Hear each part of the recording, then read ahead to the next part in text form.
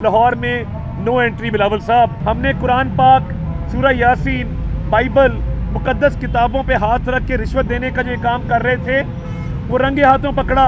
बिलावल भुट्टो घबरा के, डर के, खौफ के साए में ये खरीदारी कर रहा है। आपकी वालिदैन ने आपकी तरबियत ठीक नहीं की। बिलावल भुट्टो की अजीब मंतक है कि जब पानी खड़ा होता है तो बाहर के मुल्कों की मिसाल देते हैं। अपनी एजुकेशन को कंपेयर करो, अपनी हेल्थ को कंपेयर करो। PKLI जैसा एक अस्पताल बता दो जो तुमने सिंध के अंदर बनाया हो। पीपल्स पार्टी के पास ना तो तंजीम मौजूद है, ना वोटर मौजूद है, ना सपोर्टर मौजूद है। उनके पास एक ही चीज़ मौजूद है, वो पैसा है। वो पैसे के ज़रिए इस इलेक्शन को ख़रीदना चाहते हैं, इस इलेक्शन को कंट्रोवर्शियल करना चाहते हैं और वो चाहते हैं कि वोट ख़रीद के लाहौर के अंदर इंतशार फैलाया जाए और लाहौर के अमन को ख़राब किया जाए, लाहौर की सियासत को आलूदा किया जाए और लाहौर की सियासत पे करप्शन के दाग लगाए जाएं। तो बात यह है कि बिलावल भुट्टो ज़रदारी साहब एक वडेरे हैं, वडेरा इब्ने वडेरा है और बात रोटी कपड़ा मकान की करता है। रोटी लोगों को क्या देनी थी, कराची के लोगों का पानी छीन लिया, टैंकरों में घरों में पानी जाता है। इधर लाहौर शहर देखें, यहाँ से ऑरेंज ट्रेन गुजरती है, मेट्रो बस गुजरती है, यहाँ पे टैंकरों से सड़कें धुलती हैं, यहाँ पे तामीर और तरक्की के निशान है। हमारा प्यारा शहर कराची जो टैक्स देता है, सिर्फ इनकी बददियानती की वजह से, इनकी करप्शन की वजह से, इनकी बदउनवानी की वजह से आज खंडरात की हालत पेश कर रहा है।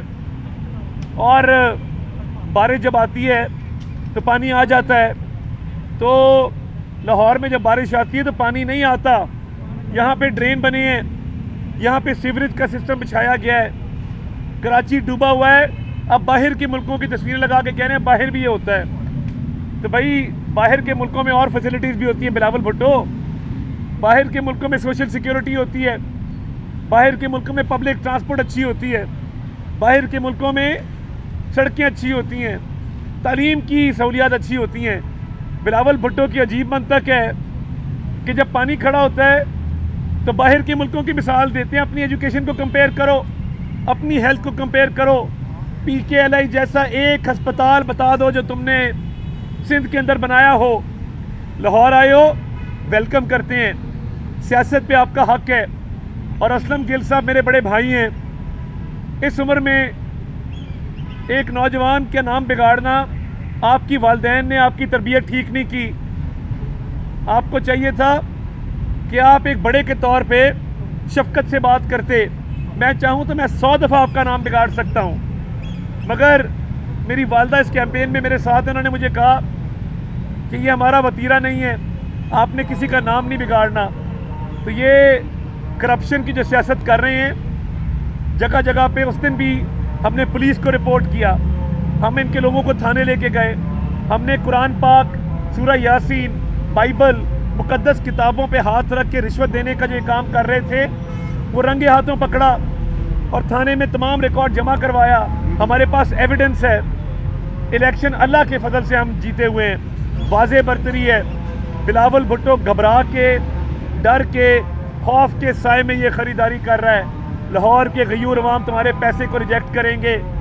तुमने सिंध में करप्शन की सियासत की है, हर चीज़ पे कमीशन लिया है। मिस्टर 10% से मिस्टर 70% का लक़ब मैं देना चाहता हूँ आपको कि आपने यहाँ पे जो रेट लगाए हैं और जो वोट ख़रीदने की कोशिश की है, ज़मीर ख़रीदने की कोशिश की है, आपकी हिकमत अमली कामयाब नहीं होगी। शेर धाड़ेगा, शेर कामयाब होगा और इंशाअल्लाह ताला आपको वाज़े अक्सरियत से हम हराएंगे और आपकी करप्शन की सियासत को दफन करेंगे। लाहौर में नो एंट्री बिलावल साहब। आपको वोटों के जरिए मात देंगे, सपोर्टरों के जरिए मात देंगे।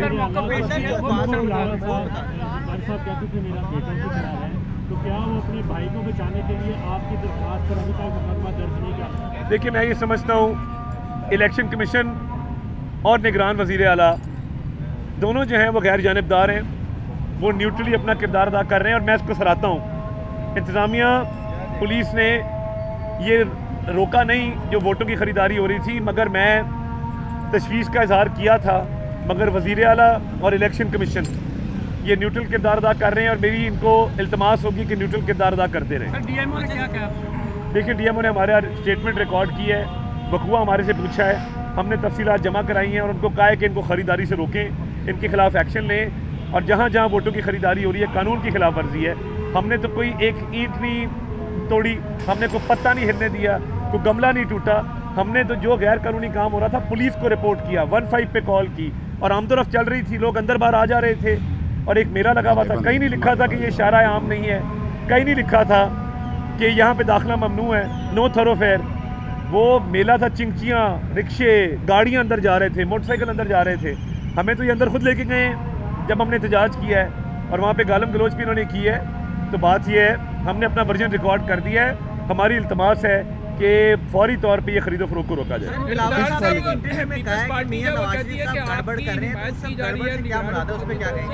बिलावल साहब को चाहिए कि अपनी बड़ी आलीशान गाड़ी से उतर के बड़ी बड़ी सड़कों से बाहर आके गली कूचों में जाएं, अपने नाजुक पैर कभी किसी गरीब खाने में भी जो है वो दाखिल करें, क्योंकि वो उनको समझ नहीं है सियासत की। ड्राइंग रूमों में बैठ के, बड़े बड़े कमरों में बैठ के, आलीशान फर्नीचर पे बैठ के सियासत नहीं होती, सियासत गरीब आवाम के पास जाने से होती है। तो बिलावल साहब को ये चाहिए कि थोड़ी तरबियत जो है ग्रास रूट लेवल पे आके ले। मैंने तो स्टूडेंट पॉलिटिक्स से अपना आगाज़ किया ना, मैं पापा के पास जाके रोया नहीं कि आसिफ अली जरदारी साहब मुझे तारड़ बहुत तंग करता है। तो मैं तो फिर रहा हूँ हल्के के अंदर। तो आए हल्के की आवाम का आके दुख दर्द समझें ताकि आपको थोड़ी सी समझ बूझ आए। तारड़ साहब, आपने जो है पीपल्स पार्टी के दफ्तर में धावा बोला मौला जट स्टाइल में, और उसके बाद उन्होंने एक दरखास्त दिया थाने में, अभी तक आपके खिलाफ एफआईआर दर्ज नहीं। देखिए, आपके कहता है कि निगरान हुकूमत जो है वो आपसे डरती है, नून लीग से डरती है। आपके जज्बात की मुझे बड़ी कदर है, मगर मैंने कोई धावा नहीं बोला। मेरे साथ कैमरे थे, अगर मैंने धावा बोलना होता उसका स्टाइल और होता है। और मैं एक पुरअमन शहरी हूँ, मैं अगर धावा बोलना होता तो मैं DSNGs लगवाता, मैंने धावा बोलना होता तो मैं मीडिया के बीट रिपोर्टर्स के ग्रुप में मैसेज करता कितने बजे पहुँचो, मैंने धावा बोलना होता तो मैं खुद मौके पे जाता, मैंने धावा बोलना होता मैं लोग नहीं भिजवा सकता था, मैंने धावा बोलना होता तो मैं सारी चीज़ें खुद रिलीज़ करता मीडिया को। कोई मौला जट स्टाइल नहीं है, कोई धावा नहीं है। हमने पुरअमन एहतजाज किया जो हमारा हक़ है। इनके लोगों ने गालम गलोच की, हमारे लोगों को घसीट के अंदर लेके गए, जिस पे हम अंदर गए तो हमें ये सामान बरामद हुआ। पहले ही अल्लाह माफ़ करे, एक पार्टी के लोगों ने मस्जिद नबी सल्लल्लाहु अलैहि वसल्लम के अंदर लोगों की बेहुरमती की, चीखें मारी, गालियाँ दी, लोगों के बाल खींचे, और ये वतीरा बन गया है कि आप कुरान पाक पे हाथ रख के रिश्वत देते हैं। बिलावल भुट्टो और आसिफ अली जरदारी को खुदा का खौफ नहीं आता कि ये सियासत ही करनी है, मरना नहीं है, उस पाक ज़ात के सामने पेश नहीं होना। हम भी बड़े गुनहगार लोग हैं, मेरे में 100 खामियाँ 100 गलतियाँ हैं। मैंने आज तक सियासत में कुरान पाक पे हाथ नहीं रखा।